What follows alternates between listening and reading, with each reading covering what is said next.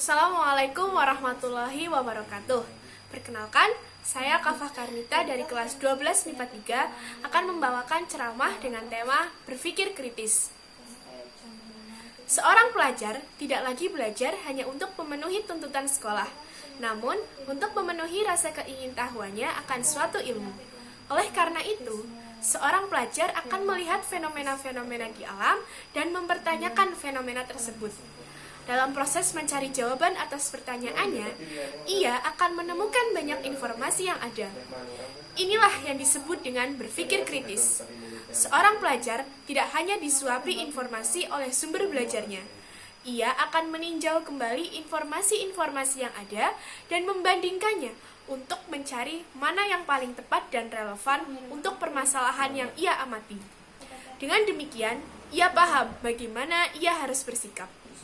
Berpikir kritis ini menjadi penting dalam kehidupan kita sebagai manusia, terlebih di zaman sekarang dengan semakin majunya teknologi informasi dan komunikasi yang memudahkan sebuah informasi untuk tersebar luas.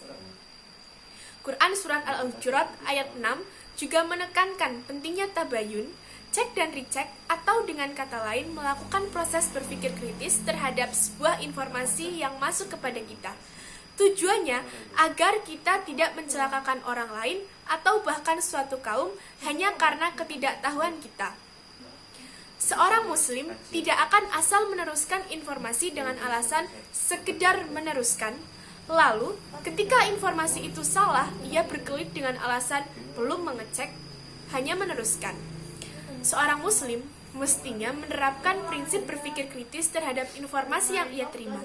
Ia pertanyakan informasi itu, ia cari informasi pembanding, lalu ia tentukan berdasarkan standar keilmuan objektif untuk menyimpulkan mana yang benar. Seorang yang berpikir kritis juga tidak berhenti pada benar atau salah.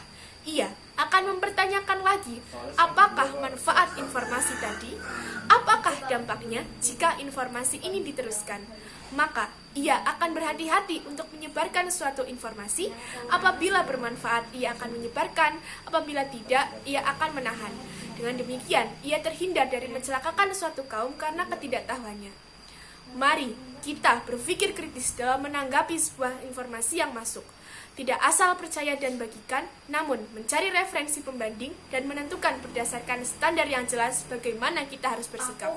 Wallahul muwaffiq ila aqwamit thoriq. Assalamualaikum warahmatullahi wabarakatuh.